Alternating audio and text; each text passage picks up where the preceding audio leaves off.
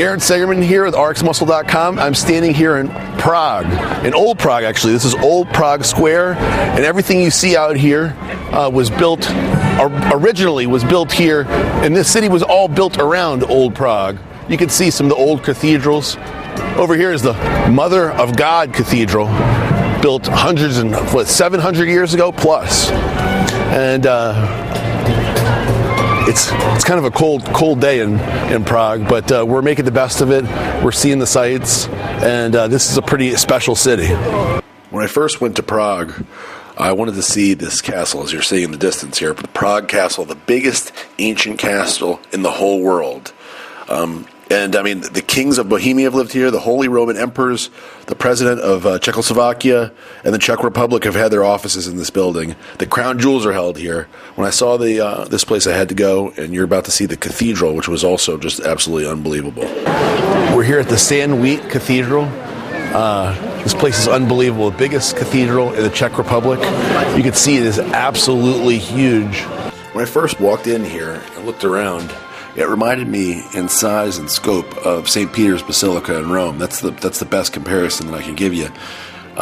When you look around and when you're watching this video, you really can't grasp the size of this building. From the inside, it's cavernous, and you look all around, and really anywhere you look, it's really beautiful. The light, this was a muggy day, and the light coming through the windows was absolutely breathtaking. The amount of people in here coming to see this from all over the world. It really reminded me of Rome, and I was very, very impressed with this place. And I'm sure you could have stayed there all day. They have a tour to show the entire castle complex that would have taken all day. And I wish we had more time. The place was that amazing. All right, I'm here at the Prague astronomical clock, and this is the third oldest clock in the world and the oldest working clock in the world. It shows all the astronomical signs, the time, the date. Still works. Pretty unbelievable. The thing was built in 1410, still totally functional. It's actually represented in three different components. One being representing the position of the sun and the moon in the sky and various astronomical details. Another is a clockwork hourly show of the figures of the apostles and moving sculptures. And the third is a calendar dial with medallions representing the months. We were standing there looking at the clock, and all of a sudden we heard...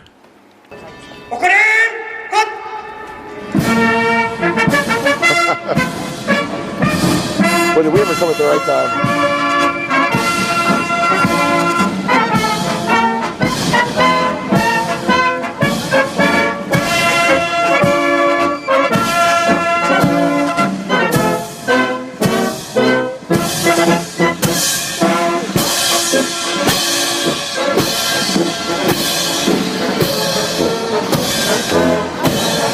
So with all my travels lately, the one thing that has been staying consistent is that I always bring something home for Darielle, the baby, myself, something to remember the trip by.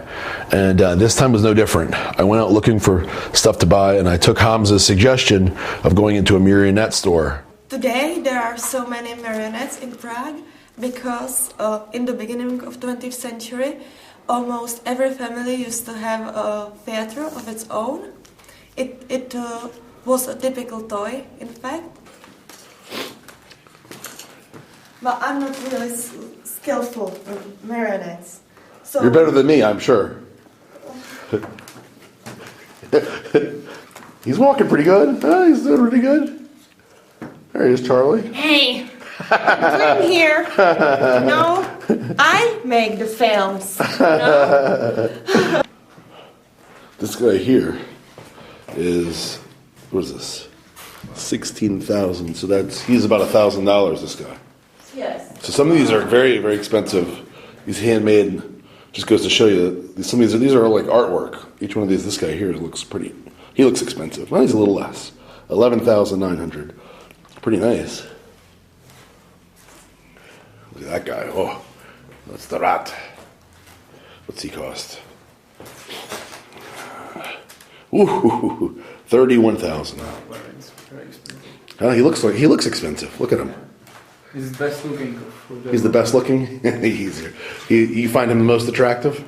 So as you saw, the marionettes are a little more expensive than I thought they were going to be. So I'm not about to drop $1,000 on a doll for baby Asher to play with, or for me to dance around the house or whatever. So what I didn't buy, what I was able to purchase, was this guy here, this devil head. Now, it seemed cool at the time, but now it's kind of freaky. It's meant to be like a finger puppet. I could put it on my desk. Hello, I'm the devil. So I did get something to bring home, but I'm hoping it won't end up scaring baby Asher. So, all right. So we have kind of seen some of the sights here in Prague, and we have to take a stop to eat. And where else are we going to eat? But Mickey D's. And McDonald's is good in any country. Everybody knows I love McDonald's. You can see here. I don't know what this says, but I'm loving it. So I'm loving it. So we're gonna make a McBronsters here in the Czech Republic, and it's the same anywhere. You take your double cheeseburger, open it up here, and we need our McChicken. They have a little fancier box in here, and we take. You want to make sure you get the mayonnaise. I like the mayonnaise and stuff. So I take the patty with the lettuce and the mayonnaise. Bam. Just like that. Now you have McBronster in the Czech Republic. All right, I'm here at the Charles Bridge in Prague. Very famous bridge, built in 1357. And this bridge, it crosses from Old Town all the way in to the Prague Castle. And the bridge is 621 meters long, 10 meters wide. And you can notice that we have statues that are on the sides of the bridge. Actually, it's interesting. I was just told that some of the statues, 4 of the statues actually fell off into the water. And as you walk through the bridge, you notice that there's some missing spots.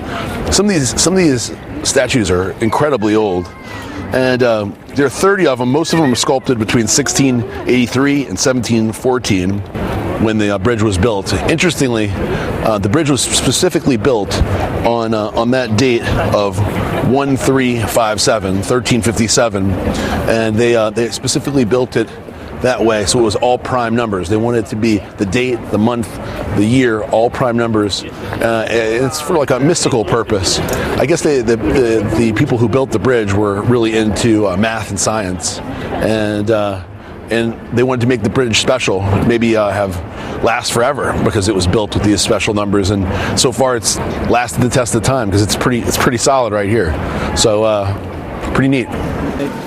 One of the interesting things is the roads here. Everything is cobbled, and it's very slippery. It's wet right now and raining. You can imagine how slippery these little tiles are. I've almost killed myself a few times on them.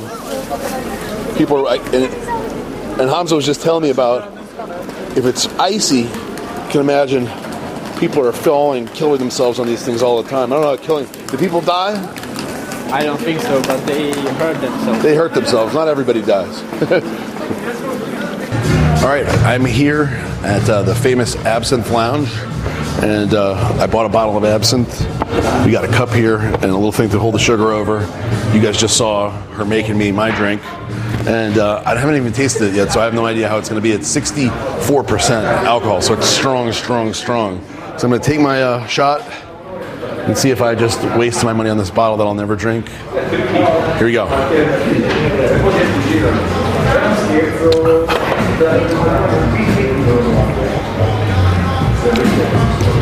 It doesn't taste good, but it's not bad.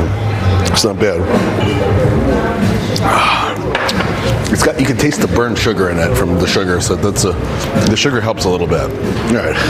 Hi everybody, the day is over, and I got my buddy here, Hamza. He is my tour guide for the day, known on the board as Guru Hansa. So thank you very much. I appreciate it. It was a pleasure.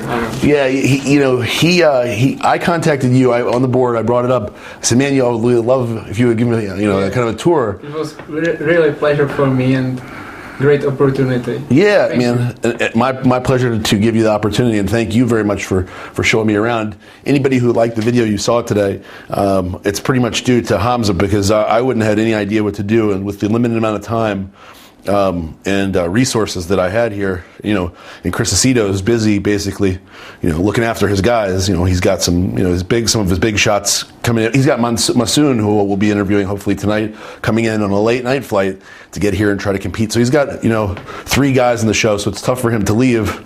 So basically, it was just me and him here today that we went and basically saw the city and did as much as we could. And I know that I liked seeing you meet the top bodybuilders. Thank you. It's really awesome for me to meet them. It's my passion. I love this sport, and seeing Sammy right now, or Eduardo, Sean, Johnny Jackson, it's really great.